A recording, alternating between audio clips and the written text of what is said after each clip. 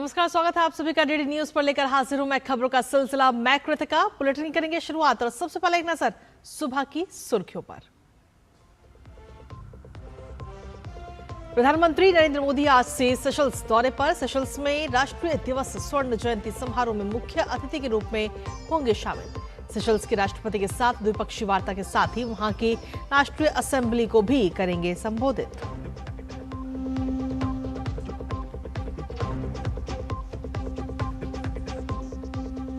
गृहमंत्री अमित शाह का गुजरात दौरा। राज्य में भारत टैक्सी का करेंगे शुभारंभ। विभिन्न विकास योजनाओं की करेंगे समीक्षा बैठक।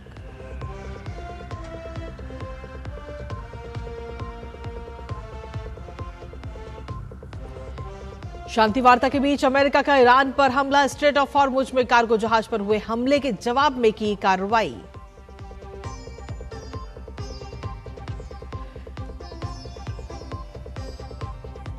वेनेजुएला में आए विनाशकारी भूकंप में मरने वालों की संख्या 900 पार। मलबे में फंसे सैकड़ों लोगों की तलाश तेज।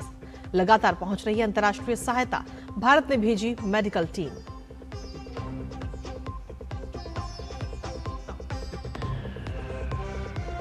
और फीफा वर्ल्ड कप का रोमांच जारी। उस्मान डेम्बेले की शानदार हैट्रिक के दम पर फ्रांस ने नॉर्वे को 4-1 से रौंदा। सेनेगल की इराक पर दमदार जीत 5-0 से हराया।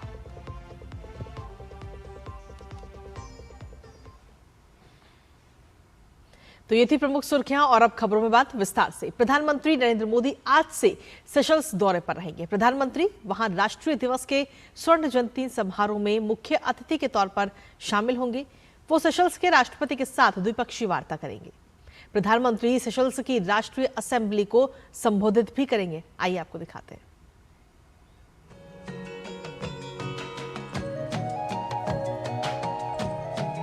प्रधानमंत्री नरेंद्र मोदी सेशल्स का 3 दिवसीय दौरा करेंगे। यह राजकीय यात्रा राष्ट्रपति डॉक्टर पैट्रिक हरमिनी के निमंत्रण पर हो रही है।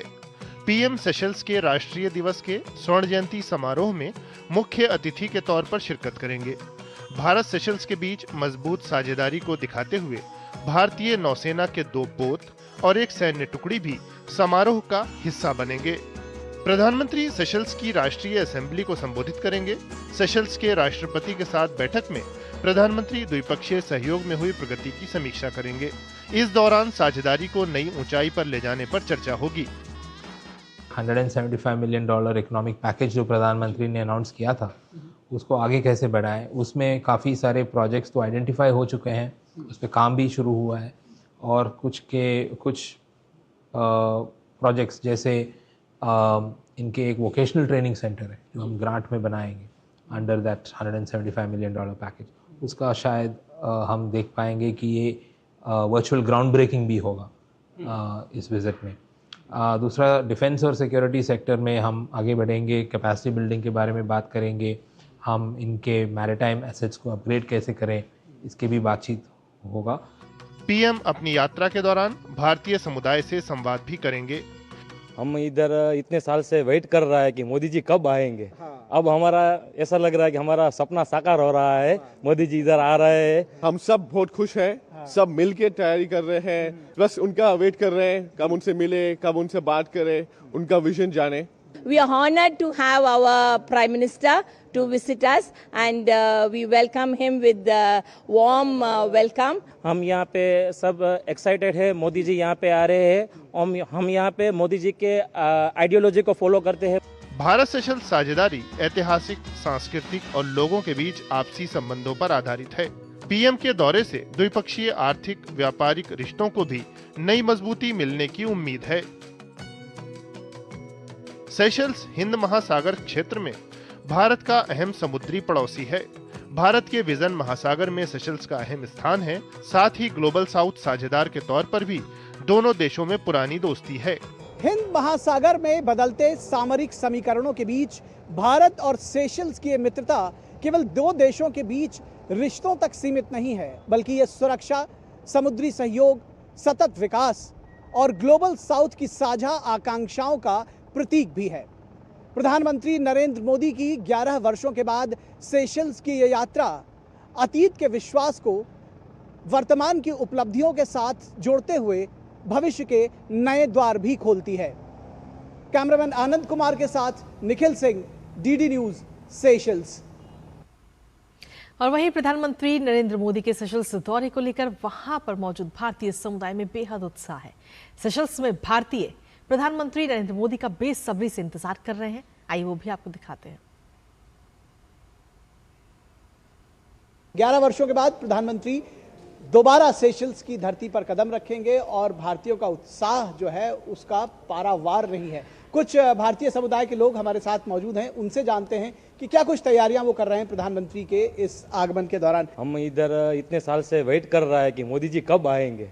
अब हमारा ऐसा लग रहा है कि हमारा सपना साकार हो रहा है, मोदी जी इधर आ रहे हैं। हम सब बहुत खुश हैं, सब मिल के तैयारी कर रहे हैं, बस उनका वेट कर रहे हैं, कब उनसे मिले, कब उनसे बात करें, उनका विजन जाने।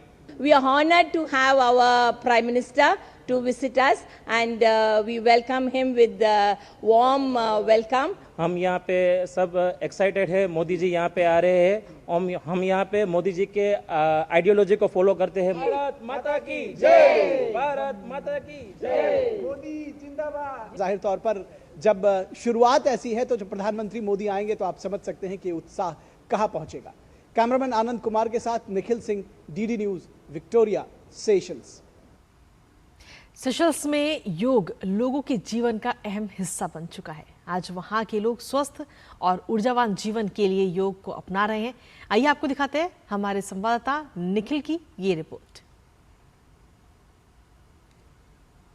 योग आज पूरी दुनिया में स्वस्थ जीवन और अच्छी जीवन शैली या अच्छे स्वास्थ्य का पर्याय बन चुका है और 21 जून को अंतर्राष्ट्रीय योग दिवस के मौके पर पूरी दुनिया भर में योगा फॉर हेल्दी एजिंग इस थीम के साथ में योग किया गया। और न सिर्फ योग किया गया बल्कि पूरी दुनिया में यह संदेश भी दिया गया कि योग के जरिए हम अपने आप को मन और शरीर दोनों के जरिए स्वस्थ रख सकते हैं। और यह संदेश सेशल्स में भी भली भांति दिया गया। और सबसे विशेष बात है कि सेशल्स में यह संदेश सिर्फ एक दिन का नहीं है बल्कि लोगों ने इसको अपने रोजाना की जीवन शैली में अपनाया है। कैसे आपको सक्रिय रखने में योगा मदद कर रहा है? डेफिनेटली 50 के बाद शुरू किया, मगर अभी में इतनी मतलब बॉडी हमारी फ्लेक्सिबल रहती है। और thanks to I think Meena and one my another friend also, she no come, then I say no, ये एज में मेरा योगा पता नहीं बैंड होएगा ये मगर thanks to the yoga teacher also, Josette and Steve, they doing really good and yes, yoga must. यहाँ हर साल और वैसे बीच में भी साल के बीच में भी इवेंट होते ही रहते हैं, लेकिन स्पेशली जब yoga day, international yoga day होता है तभी सभी जगह हम लोग जाते हैं, प्रोफेशनली मिनिस्ट्री में, स्कूल्स में, और योगा के इवेंट करते हैं तो लोगों के दिल आता है। और कभी कभी इंक्वायरी भी आती है कि हमें ऐसा हो रहा है तो हम क्या करें, कौन सा योगा करें। विदेशों के बहुत सारे हमारे साथी लोग आते हैं, जैसे आपको फ्रांस की जो एम्बेसडर है वो हमारे साथ आके योगा कर रही हैं, यूक्रेन की योगा करती हैं, और बाकी कई इटली के हमारे हाई जो एम्बेसडर हैं वो सब आते हैं। तो बड़ी बड़ी जो बाकी जो देशों के लोग हैं, इवन जो रशिया के एम्बेसडर हैं उनके स्टाफ यहाँ पे आके हमारे साथ कर रहे हैं।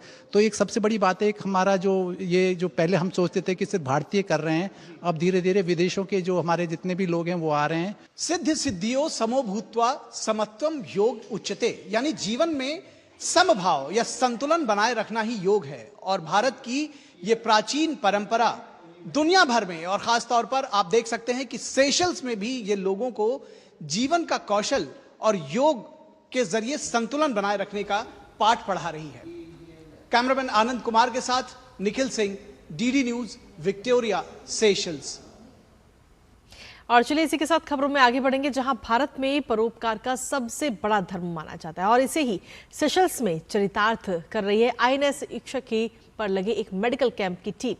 यहां पर बुजुर्गों की निस्वार्थ भाव से सेवा की जा रही है, दिखाते हैं वो भी आपको।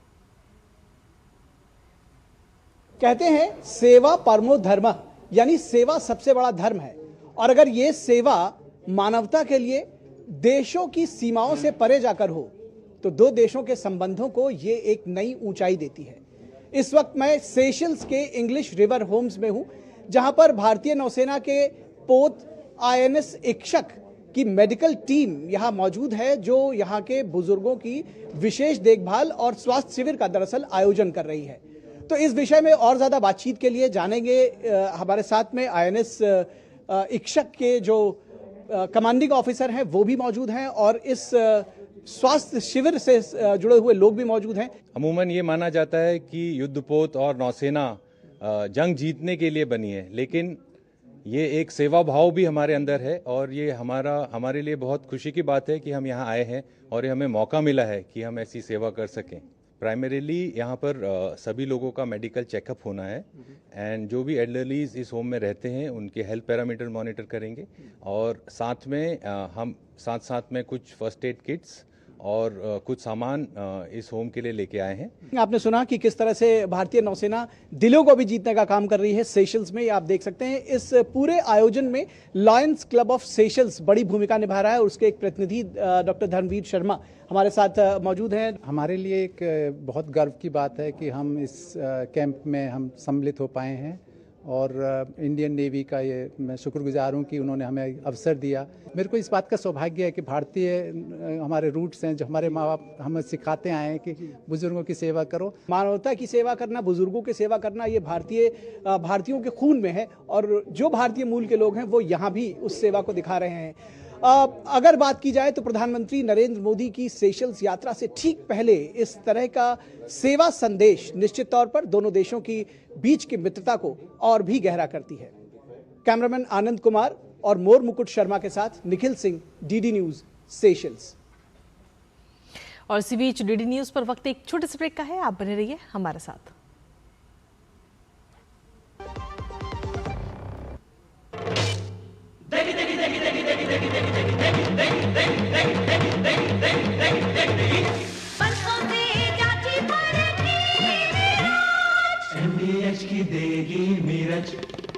देगी मिर्च का तड़का, अंग अंग फड़का। MDH की देगी मिर्च। पढ़ता है, खेलता है, झूलता उछलता है, दौड़ता कभी कभी दौड़ कराता है, आगे आगे बढ़ता है इंडिया, अमूल दूध पीता है इंडिया। और ब्रेक के बाद एक बार फिर से स्वागत है आप सभी का। केंद्रीय गृह एवं सहकारिता मंत्री अमित शाह आज गांधीनगर के महात्मा मंदिर कन्वेंशन और एग्जीबिशन सेंटर से गुजरात में भारत टैक्सी का शुभारंभ करेंगे। भारत टैक्सी का शुभारंभ गुजरात के 14 प्रमुख शहर अहमदाबाद, सूरत, द्वारका, वडोदरा, राजकोट, सोमनाथ, वलसाड, आनंद, जामनगर, भावनगर, नाडियाद, जूनागढ़, महसाड़ा और अमरेली में किया जाएगा। एक महीने में पूरे गुजरात में विस्तार का लक्ष्य रखा गया है। गुजरात में भारत टैक्सी का सॉफ्ट लॉन्च दिसंबर 2025 में किया गया था और कार्यक्रम में गुजरात के मुख्यमंत्री भूपेंद्र पटेल और उप मुख्यमंत्री हर्ष संघवी समेत कई बड़े अधिकारी इसमें शामिल होंगे।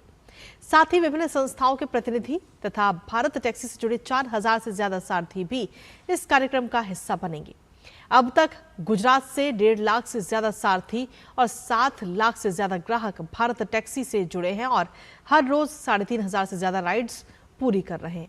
इसके बाद गृह मंत्री जिला विकास समन्वय एवं निगरानी समिति की बैठक में भी हिस्सा लेंगे और साथ ही गांधीनगर लोकसभा क्षेत्र में हरियाली अभियान के अंतर्गत सामूहिक वृक्षारोपण कार्यक्रम की समीक्षा करेंगे। इसके अतिरिक्त वो साबरमती विधानसभा क्षेत्र में आयोजित जनता दरबार में भी उपस्थित रहेंगे।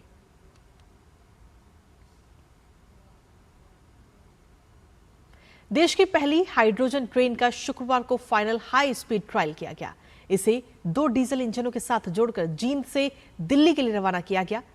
इससे पहले सोनीपत और जींद के बीच हाइड्रोजन ट्रेन का ट्रायल किया गया था। आज के ट्रायल में इमरजेंसी ब्रेकिंग, डिस्टेंस और ऑसिलेशन को परखा गया है। हाइड्रोजन ट्रेन ट्रांसपोर्टेशन में साफ सुथरे, स्मार्ट और ज्यादा टिकाऊ भविष्य का रास्ता तैयार करेगा।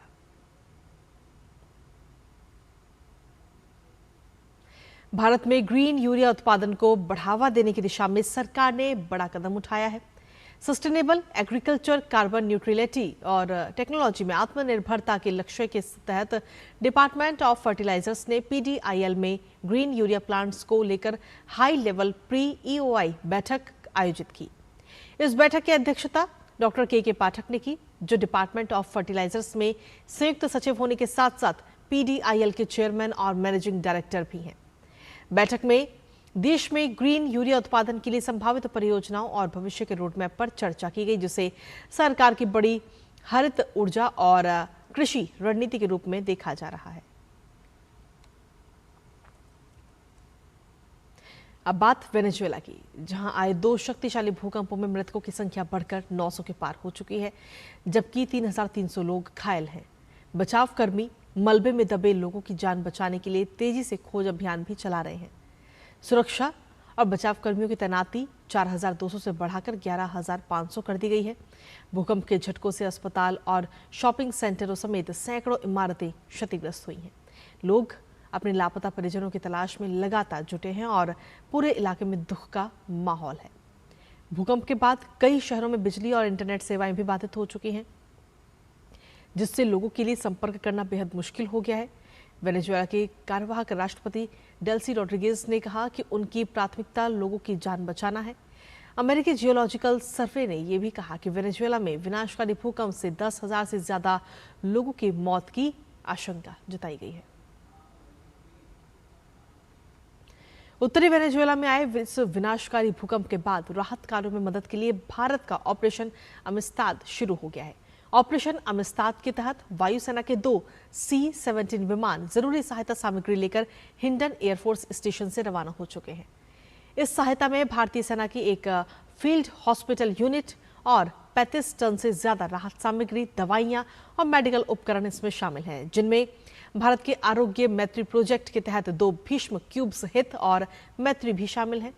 भीष्म क्यूब एक अत्याधुनिक, स्वदेशी और तेजी से तैनात की जा सकने वाली मॉड्यूलर मेडिकल सुविधा है, जिसे खास तौर पर आपदा और मानवीय राहत कार्यों के लिए डिजाइन किया गया है। मेडिकल टीम में 41 लोग शामिल हैं, जिनमें 9 मेडिकल ऑफिसर भी हैं। ये टीम भूकंप से प्रभावित लोगों को emergency medical care, trauma management, जान बचाने वाली सर्जरी और दूसरी जरूरी हेल्थ केयर सेवाएं देने के लिए तैयार है। भारत सरकार ने इस मुश्किल समय में वेनेजुएला की सरकार और वहां के लोगों की मदद करने की अपनी प्रतिबद्धता दोहराई है। अब बात हॉर्मुज की। हॉर्मुज स्ट्रेट में एक कार्गो जहाज पर ईरानी ड्रोन हमले के बाद अमेरिका और ईरान के बीच एक बार फिर से तनाव बढ़ गया है। इस घटना के जवाब में अमेरिकी सेना ने शुक्रवार को ईरान पर सैन्य कार्रवाई की। अमेरिकी सेंट्रल कमांड ने बताया कि अमेरिकी लड़ाकू विमानों ने ईरान के मिसाइल और ड्रोन भंडारण ठिकानों के साथ साथ तटीय रडार साइटों को भी निशाना बनाया। तो वहीं ईरान की ओर से यह दावा किया गया कि दक्षिणी ईरान के सिरिक क्षेत्र में एक पियर के पास एक प्रोजेक्टाइल गिरा। इसके बाद ईरानी नौसेना ने जवाबी कार्रवाई करते हुए क्षेत्र में मौजूद अमेरिकी सैन्य ठिकानों पर हमला किया। इन सब के बीच दोनों देशों ने एक दूसरे पर हाल ही में हुए संघर्ष विराम समझौते के उल्लंघन का भी आरोप लगाया, जिससे क्षेत्र में तनाव और बढ़ गया है। इसी बीच मध्य पूर्व में कुछ कूटनीतिक प्रगति के संकेत मिले हैं। इजराइल और लेबनान ने इजराइल हिजबुल्लाह संघर्ष समाप्त करने के उद्देश्य से एक समझौते पर हस्ताक्षर किए हैं। समझौते के तहत हिजबुल्लाह को हथियार छोड़ने और इजराइल को लेबनान से अपनी सेना हटाने की बात कही गई। हालांकि इसके कार्यान्वयन को लेकर अभी फिलहाल कुछ स्पष्ट नहीं है। हिजबुल्लाह ने इस समझौते से असहमति जताई है और दूसरी ओर ओमान के तट के पास हुए जहाज हमले के बाद ईरान ने हॉर्मुज पर नियंत्रण बनाए रखने की बात दोहराई है और खाड़ी देशों को अमेरिका के साथ न देने की चेतावनी दी है। अमेरिकी राष्ट्रपति डोनाल्ड ट्रंप ने इस हमले के लिए ईरान को जिम्मेदार ठहराया और कहा कि यह हालिया समझौते का उल्लंघन है। ब्रिटेन में पाकिस्तान अधिकृत कश्मीर यानी पीओके में मानवाधिकार उल्लंघनों को लेकर आवाजें तेज हो चुकी हैं। ब्रिटिश सांसदों ने पाकिस्तान ऑक्यूपाइड कश्मीर में नागरिकों की मौत और प्रदर्शनकारियों पर कथित कार्रवाई को लेकर चिंता जाहिर की। सांसदों ने ब्रिटिश सरकार से इस्लामाबाद के साथ ये मुद्दा सीधे उठाने की मांग की है। ब्रिटिश सांसदों ने पाकिस्तान के हाई कमिश्नर से इस मुद्दे पर जवाब मांगा और साथ ही ब्रिटेन के मध्य पूर्व, अफगानिस्तान और पाकिस्तान मामलों के मंत्री लॉर्ड फॉल्कनर के सामने भी ये मामला उठाया। लेबर सांसद एंड्रयू पेक्स ने कहा कि पीओके में मानवाधिकारों के मुद्दे को सरकार के सर्वोच्च स्तर तक ले जाएंगे और इस मामले पर चुप नहीं रहेंगे। इस बैठक के दौरान कुछ सांसदों और प्रतिभागियों ने पाकिस्तान के उन अधिकारियों पर मैग्नित्सी स्टाइल प्रतिबंध लगाने की मांग भी उठाई जिन पर गंभीर मानवाधिकार उल्लंघनों के आरोप हैं। मैग्नित्सी स्टाइल प्रतिबंधों के तहत आरोपित व्यक्तियों की संपत्तियां फ्रीज की जा सकती हैं और उन पर यात्रा प्रतिबंध भी लगाए जा सकते हैं। और चलिए खबरों में आगे बढ़ते हुए अब देखते हैं खबरें खेल जगत से, फुटबॉल विश्व कप से जुड़ी हुई।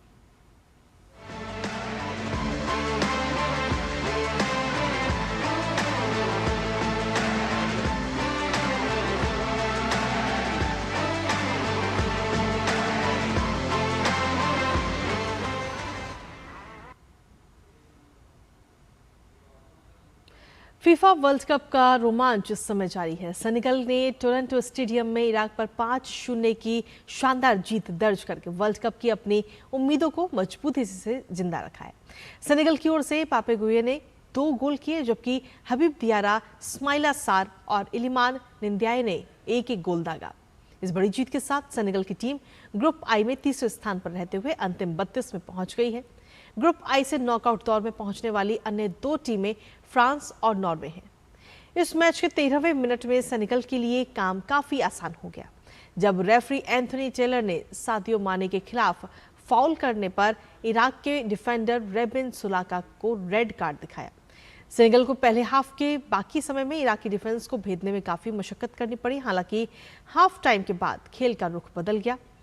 इस्माइला सार ने 55वें मिनट में बढ़त को दोगुना कर दिया। उन्होंने कमारा के पास से मिले बॉल पर करीब से गोल किया।